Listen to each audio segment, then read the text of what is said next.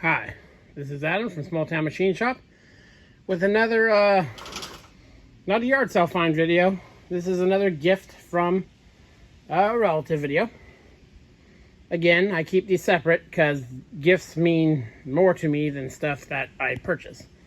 Though I do have a yard sale video going up tomorrow, and we did pretty good this week, boys. So, but onto this stuff. First of all, that's more hammers. It's really nice small ball peen hammers. I don't have a lot of those. Those are always, I thought this was really cool. I don't have any really small, soft blow hammers. The ball peen, another big beater. Now this hammer here, I know, kind of out of place in a machine shop, but this is kind of a family, handed down thing. He got it from a relative and then he gave it to me. So that'll be hung up in the shop and that'll be well taken care of. Also, it's cool. This block is a cast iron that they were making into a hammer. I think he said, my memory's not so good sometimes, which relative of his. But this needs a handle put on it. I have an idea for a handle that's going to be a little overkill for this as far as how fancy it is. But that's another, family item. So that'll be held on to. Then he gave me these sweet hand wheels. This is a big one. I mean, they're the size of my hand. Because thread, I think I measured it's a 1.25 inches by 8, but I may be wrong. There's 2 aluminum ones. This one actually I can use on the Kent milling machine. The front handle was always missing, and I would drill a hole in it and put one of those rotating handles, so that guy will come in handy. Then got this water-cooled TIG torch. Now I'm getting into TIG welding. I've done some before. I'll have a machine I'll do a review on probably here not for too long, but this here will actually fit the one I'll be getting, so that'll be very cool. I think the one I have has a slightly larger torch than this, but for certain applications, just like with my welding stingers, I like smaller torches if I can get away with them, especially if I'm under something.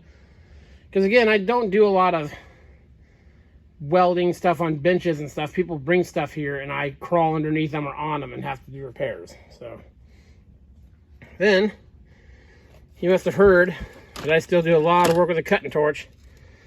Maybe a whole bunch of brand new Victor cutting tips in all different sizes here.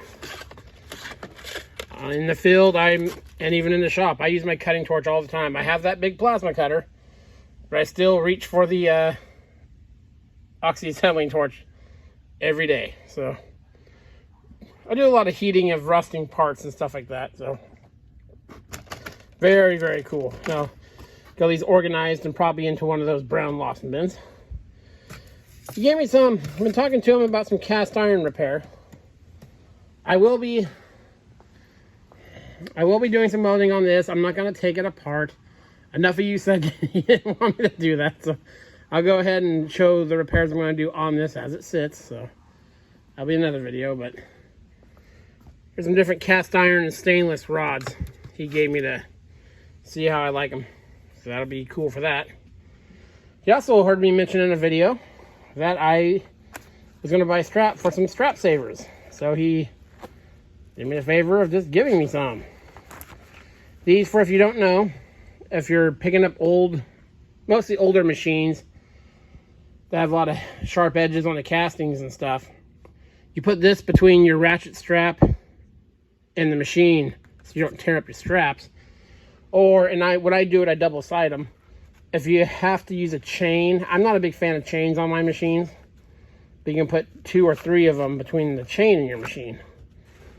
This is just more extra for that. So that's super cool. That'll go in the equipment pickup toolbox.